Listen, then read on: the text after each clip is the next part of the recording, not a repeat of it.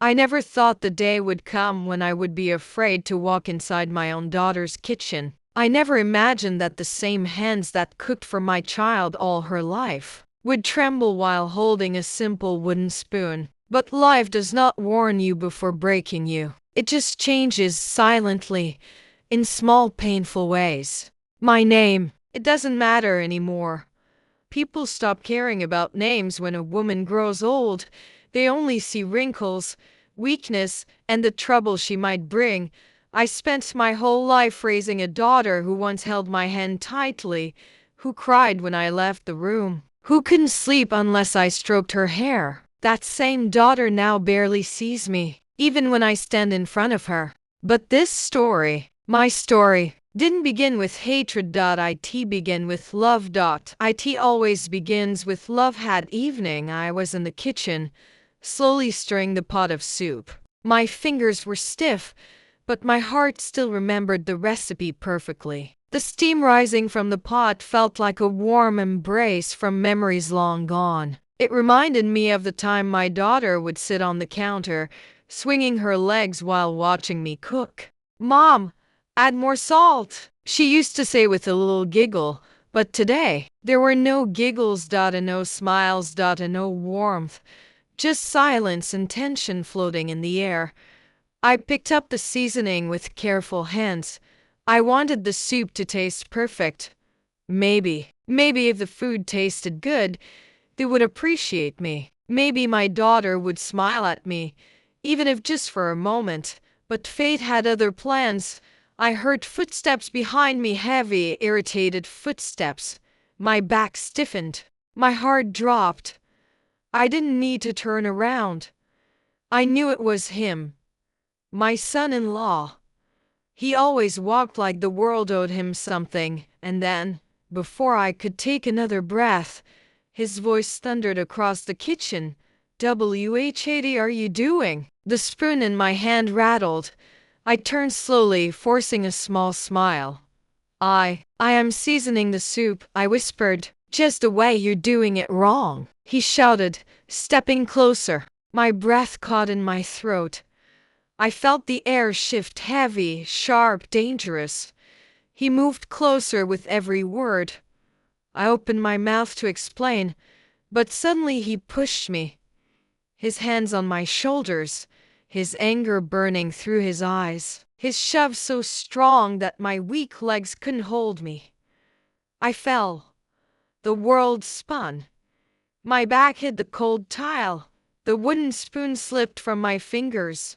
A sharp pain shot through my wrist, but the worst pain wasn't in my bones. It was in my heart. I looked up at him, breath trembling.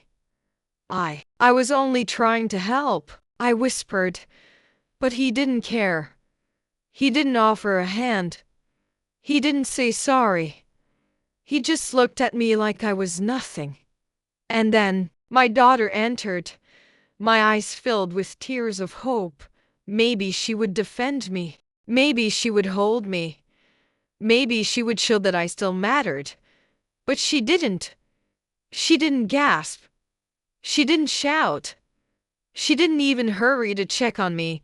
She just stared with tired eyes and said, "Mom, please don't start again." That was the moment everything inside me broke. I wasn't just an old woman. I was a problem, an inconvenience, a burden. And I realized something nobody tells you when you're young. Growing old hurts only when your own children stop loving you. When my daughter said those words, "Mom, please don't start again," a coldness ran through my body that even winter had never given me. Start again? Did she think I wanted this? Did she believe I enjoyed falling? Did she think pain was my hobby? I stared at her from the floor, waiting, hoping, praying that she would come forward, bend down, maybe touch my shoulder, maybe say, "Are you okay, Mama?" But she didn't move. She walked around me. As if I was just a cloth someone dropped on the floor. As if I wasn't her mother. As if I was just something in the way. I felt my chest tighten. I wanted to cry, but I held my tears in. Crying only makes them more irritated. I learned that the hard way. I placed my hand on the cold floor and slowly pushed myself up. My wrist hurt so badly that I had to bite my lip to stop from crying out. My back felt like it had cracked open, but I stood anyway. Because mothers don't fall forever. They learn to stand even when broken. My son-in-law looked at me for one last second. His eyes were filled with irritation, not guilt. I told you not to touch anything in this kitchen, he snapped. Kitchen? This kitchen? The same kitchen where I fed my child, where I cooked for her entire childhood, where my hands prepared every meal she grew up eating. Now suddenly I had no right to even hold a spoon. I wanted to say something. I wanted to tell him I wasn't useless. I wanted to tell him I knew how to cook long before he was even born, but my voice stayed trapped inside my chest, because sometimes silence becomes a prison. My daughter turned to him and said softly, "Let it go. She doesn't understand." I felt that sentence cut me deeper than his pushover did. She doesn't understand. All my life, I understood everything. I understood when she was hungry. I understood when she was scared. I understood when she lied. I understood when she cried silently at night during school stress. I understood when she needed comfort. I understood when she needed space. I understood every small thing a mother could understand. But today, I didn't understand their world, their rules, their home, their coldness. I was suddenly the outsider, a stranger. I stepped back, leaning against the counter to steady myself. The steam from the soup reached me again, but this time it didn't feel warm. It felt like a memory slipping away. I whispered, "I only wanted to make something for you, something you like." My daughter sighed, as if my love was a burden. "Mom, you should rest. Please don't interfere in the kitchen." Interfere. That word punched straight into my heart. I wasn't cooking. I wasn't helping. I was interfering. All those years, all those meals, all those nights staying awake to feed her when she was sick, all those festivals when I cooked everything alone. And now I was interfering. My throat tightened. I swallowed the tears that wanted to escape. I turned away slowly and walked out of the kitchen. Every step felt heavier than my age. My wrist was throbbing with pain. My back felt stiff from the fall, but the real pain was in my heart, a pain no medicine could heal. As I walked toward my small room, I heard them behind me. Him whispering angrily, her agreeing softly. I wasn't meant to hear their words, but I did. "She always creates problems," he whispered. And my daughter replied, "I know. I don't know how much longer I can tolerate this." Tolerate. I stopped walking.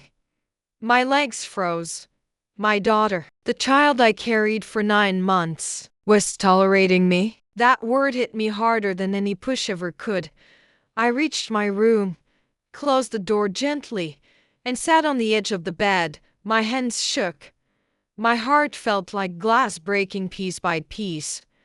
I looked at the small suitcase in the corner. I had brought it when I first came here, thinking I would stay only a few days. But then they convinced me, "Stay with us, Mom. We'll take care of you. Take care." How quickly promises turn into pain.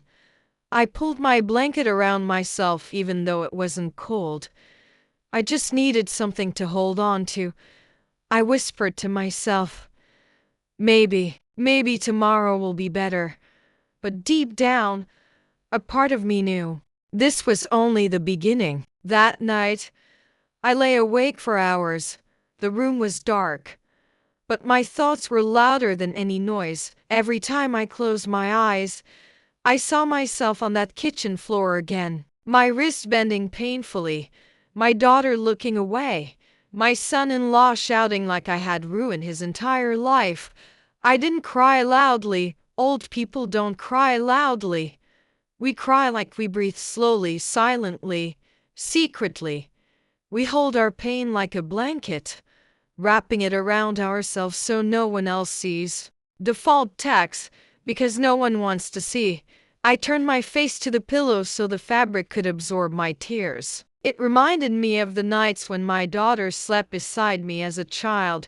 Back then, she used to hold my hand tightly, as if letting go meant losing the whole world.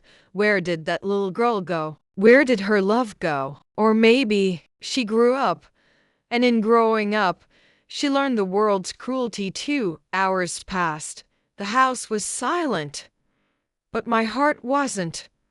Some memories hurt worse at night. Because darkness removes all distractions and leaves only truth. And the truth was simple.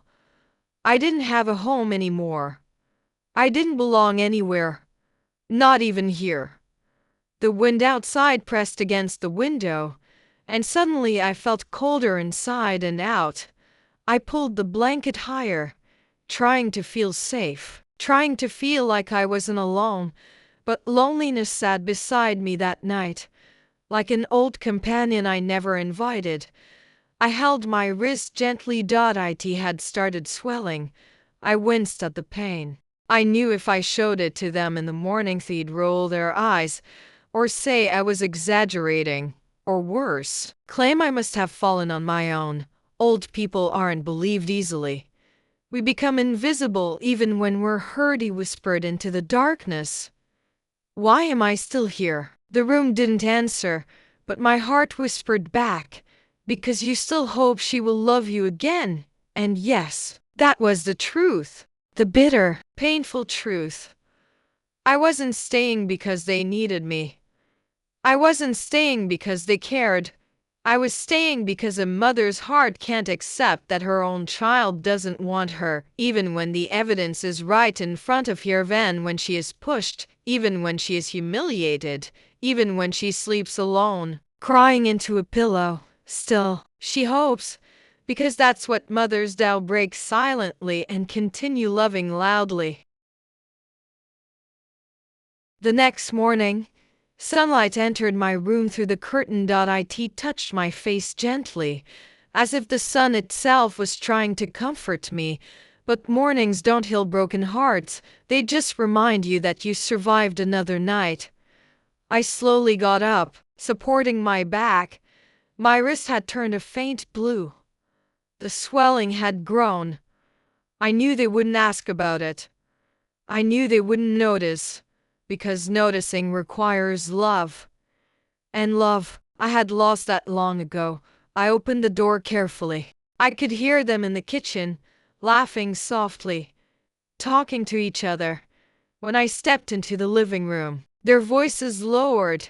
The air changed instantly. It always did when I walked in.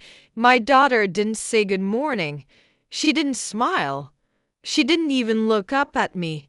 She just kept washing dishes. My son-in-law sat at the table scrolling through his phone.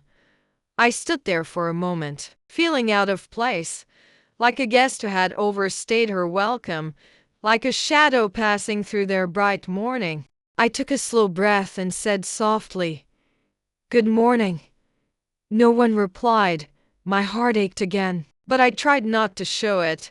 Mothers learn to hide their pain better than anyone else. I moved toward the stove and picked up the water kettle to make tea, but before I could even turn it on, he looked up sharply. "Don't touch anything," he said again. The same cold command. The same humiliation buried in simple words. My daughter didn't defend me. She didn't even react. I placed the kettle down slowly, my hands trembling.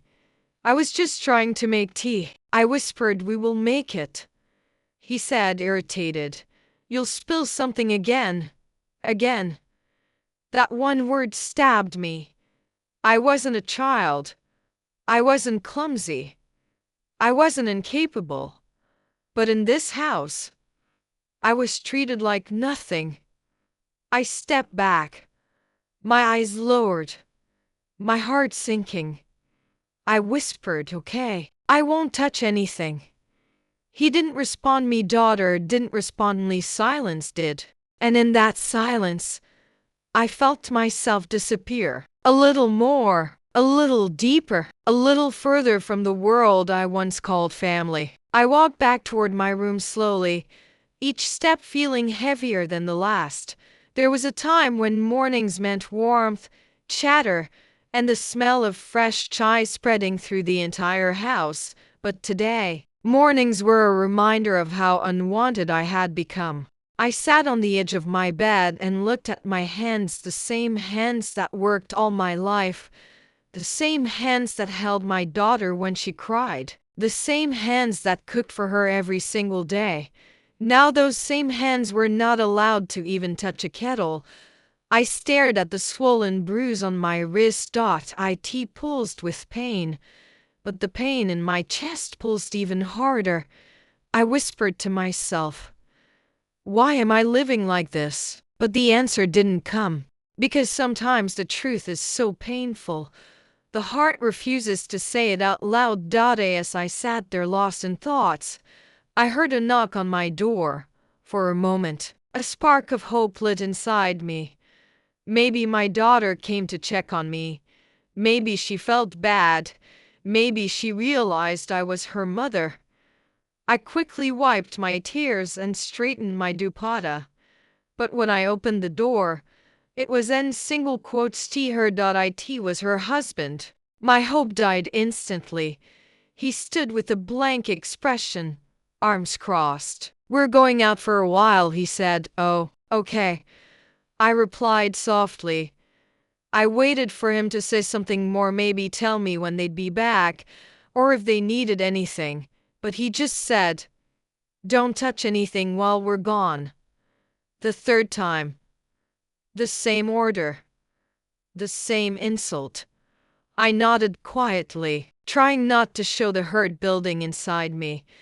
They left without saying goodbye, without a glance, without a smile. The door shut behind them with a loud thud, and suddenly the whole house felt quieter, empty, lonely. I walked into the living room and sat on the sofa. The silence around me felt sharp, like it was cutting into me. I looked at the family photos on the wall. My daughter's wedding picture hung in the center. Her smile was wide, bright, full of life. I remembered the day she told me she wanted to marry him. She came running into my room, breathless with excitement. "Mama, I love him. He's the one." I hugged her tightly and said, "If he makes you happy, then he is the one." I never imagined the same man would one day push me to the ground, treat me like a nuisance, erase my existence from my daughter's heart. I walked closer to the photo frame and gently touched her face in the picture. "Where did you go, my child?" I whispered. "Where did the girl who loved me disappear?" My voice trembled. My eyes burned. But tears refused to fall anymore. They were tired too. I turned and looked at the empty dining table.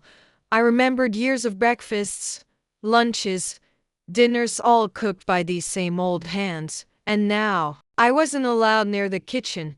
Something inside me broke again quietly, like a small thread snapping. I walked toward the window and looked outside. Children were playing on the street, their laughter filled the air, and for a moment, I wished time would rewind. I wished I could go back to the days when she was little, when she would run to me after school, her arms around my neck, saying, "Mama, don't ever leave me." But today, I was the one left behind. Hours passed, the house stayed silent. Except for the ticking of the clock on the wall, I felt like the clock and I were the same, moving, existing, but forgotten. When they finally returned, I heard the keys, the door opening, their footsteps coming inside. My daughter walked past me without saying anything. Her husband dropped the keys on the table and went straight to the kitchen. I stood up, nervous, not knowing what would anger him now. He opened the pot of soup I had started cooking the day before, the same soup he pushed me over for. He tasted it. His face twisted. "What is this? This tastes horrible," he complained loudly. My daughter came to him and tasted it too. She sighed loudly, annoyed. "I told you. Mom always ruins everything," she said. Those words hit me like a slap. No. Worse than a slap. Ruins everything. Everything. Everything. All my life, I only built things. I built their childhood. I built their meals. I built their home. I built their happiness. And now I was being accused of ruining everything. My throat tightened. My heart ached. My soul sank. I whispered. "I didn't even finish making it." I fell. My daughter rolled her eyes. "Mom, stop blaming others," she snapped. "You should have stayed out of the kitchen." Her words silenced me completely. I didn't defend myself. I didn't argue. I didn't remind her who raised her, because mothers don't fight for their pride. We just suffer quietly. I went back to my room, closed the door softly, sat on the bed, and this time I cried. Not silently. Not slowly. I cried like my heart was collapsing from the weight of years, like every memory was stabbing me, like every sacrifice was mocking me. For the first time in a long time, I cried like a mother who realized she truly had nowhere left to go. I still remember that day like it burned itself into my memory forever. The moment my son-in-law pushed me, my body hit the cold kitchen tiles, and a sharp pain shot through my wrist and back. But worse than the physical pain was the weight of humiliation pressing down on me. I struggled to get up, my hands shaking, my heart racing, and all I could hear was his voice echoing in the room. "You're doing it wrong." I didn't know whether to feel anger, fear, or despair, so I just stood there, unable to respond. And then my daughter walked in. For a brief second, hope flickered in my chest. Maybe she would defend me. Maybe she would hold me. Maybe she would show me that I still mattered. But she didn't. She glanced at me on the floor, glanced at her husband, and then, without even a hint of concern, said, "Mom, please don't start again." Her words were like icy knives cutting through my heart. The child I had raised, the same little girl who had clung to my neck when she was scared, now treated me as if I was an annoyance, as if I were a stranger in her own home. I realized at that moment that I had become invisible. My presence was not wanted, my care not appreciated. The kitchen, the space I had once loved and dedicated my life to, was now a place I could no longer enter. My hands, the same hands that had prepared hundreds of meals, washed countless dishes, and held my child when she cried, were considered clumsy, bothersome, useless. I slowly pushed myself up, ignoring the throbbing pain, and retreated to my room. The hallway felt endless, and each step I took seemed to echo my own insignificance. That night, I lay on the bed staring at the ceiling, the shadows of the room twisting into shapes that mirrored my despair. I thought about all the years I had given, all the sacrifices I had made, all the nights I had stayed awake comforting a sick child, the mornings I had woken up before dawn to prepare breakfast, the festivals I had celebrated alone, ensuring everyone else was happy while I quietly ignored my own exhaustion. And now, all of that seemed meaningless. I whispered to the darkness, "Why am I even here?" No answer came. The room remained silent, cold, and suffocating. I thought of my granddaughter, her little hands, her innocent laughter, and for a moment, I felt a fragile thread of hope. But even that hope was quickly suffocated when I remembered that my daughter had told her not to disturb me, not to spend time with me. Even my granddaughter's affection was now restricted. I curled into myself, trying to hold on to the warmth of memories that no longer existed in the present. The next morning brought no relief. My son-in-law was already in the living room, lounging with irritation in his eyes, telling me again not to touch anything, to stay out of the kitchen, to stay out of his way. My daughter did not intervene, did not speak a kind word, did not show any empathy. I felt smaller with each passing second, my dignity crumbling like dust. I walked toward the window, looking out at the world that seemed full of life and happiness,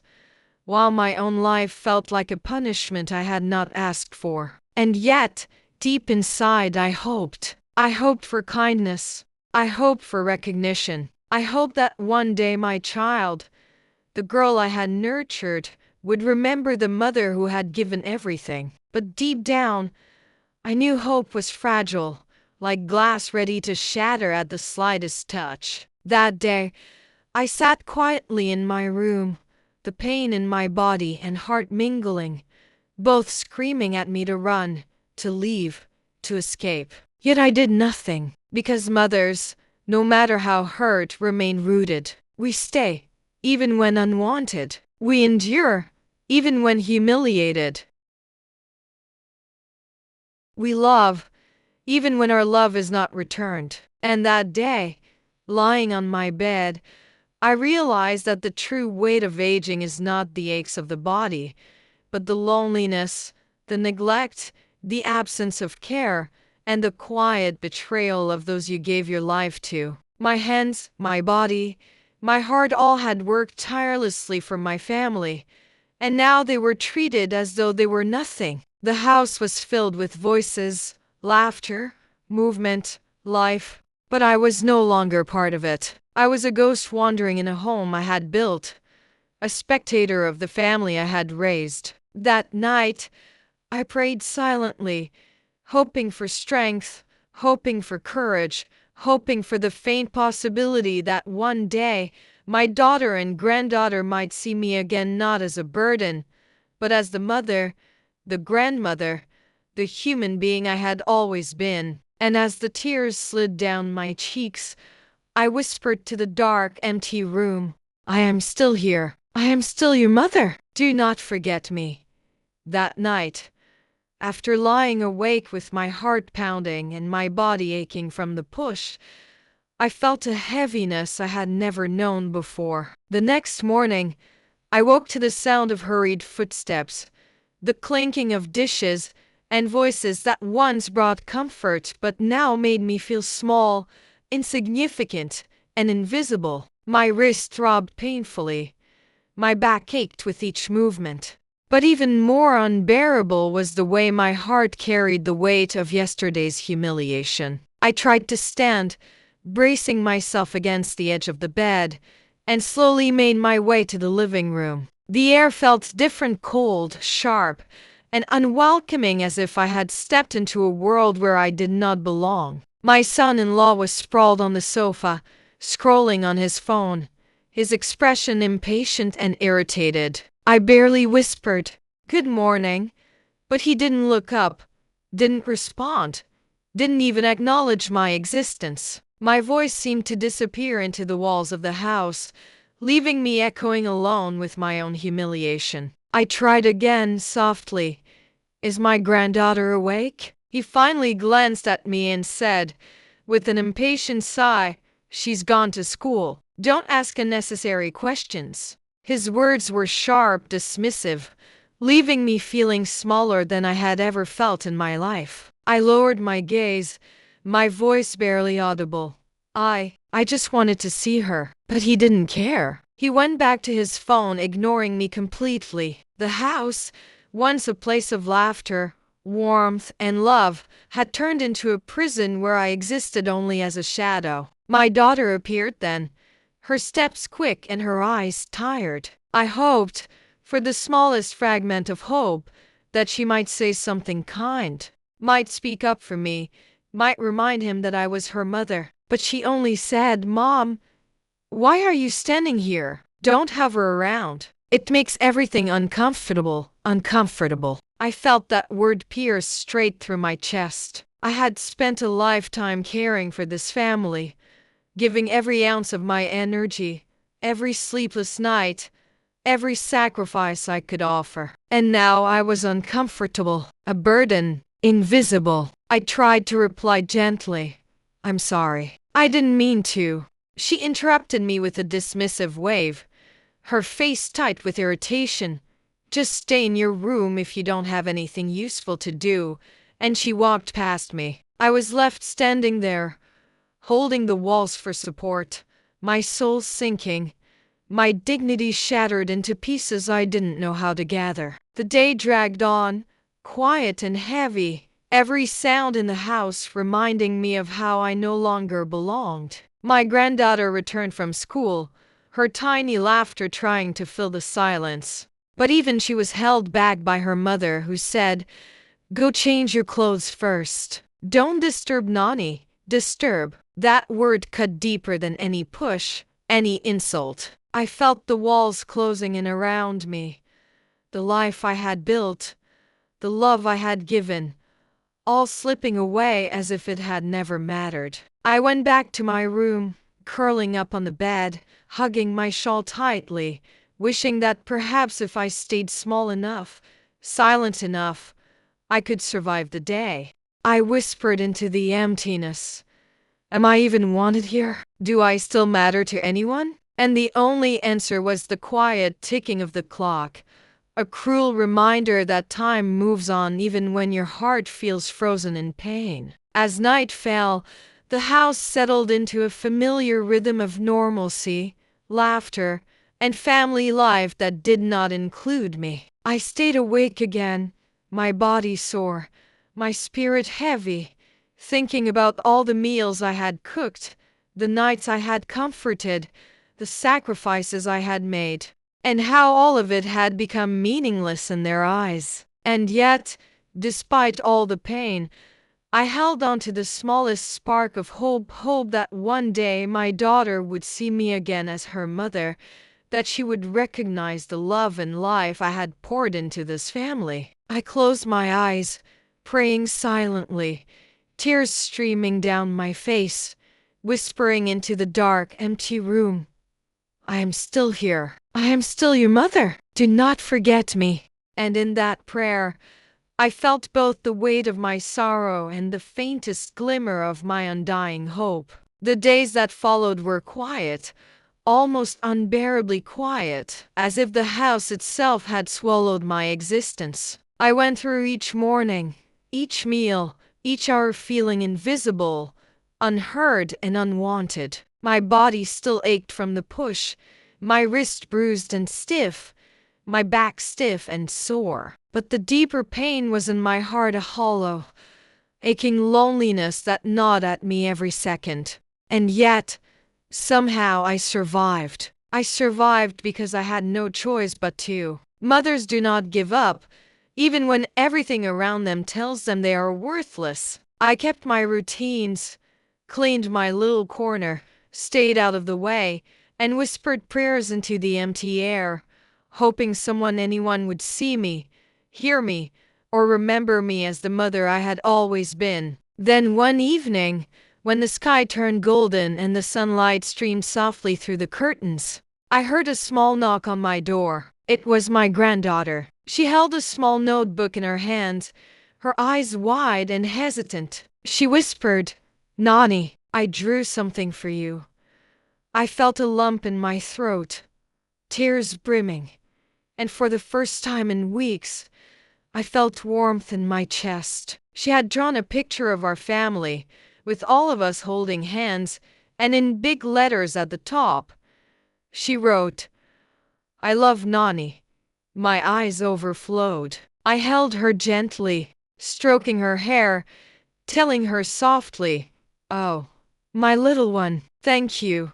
For the first time, I realized that my love had not vanished completely from this home. Somewhere, deep inside the hearts of those I cared for, I still existed. That night, when my daughter came to my room, I did not know what to expect, but she simply sat down beside me, her hand brushing mine lightly, and said softly, "Mom, I'm sorry. I didn't realize. It wasn't much, but it was enough. Enough to remind me that love can return, even after it feels lost." From that day forward, small changes began. My granddaughter visited me often, bringing little notes, little gifts, and little smiles. My daughter, though still busy and often impatient, began speaking to me with more patience, more kindness. And even though my son-in-law remained difficult, I found strength in my granddaughter's love and in my own ability to survive. I had endured humiliation, pain, and loneliness, but I was still here, still strong, still loving, still a mother. And that, I realized, was the most important thing. Life could push me down, insult me, ignore me, and make me feel invisible, but it could never take away the essence of who I was. In the end, I discovered that survival is not about being noticed by everyone, but about holding on to the ones who truly matter, cherishing the small moments of love, and never letting go of your heart. I smiled that night as I tucked my granddaughter into bed, kissed her forehead gently, and whispered a prayer of gratitude. I had survived, I had loved, and somehow, in the quiet of the night, surrounded by the little sparks of care that still remained, I felt whole again. And if anyone asked me what the hardest part of life was, I would say it was not the falls, the pushes, or the insults. The hardest part was to continue loving, continuing hoping, even when the world seemed to have forgotten you. But that night, I realized a mother's heart never forgets. A mother's love never dies. And even when the world feels cruel and cold, there is always light somewhere, waiting to remind you that you are still needed, still loved, still home. Subscribe to my channel for more stories like mine, because every life has its struggles, and every heart deserves to be heard.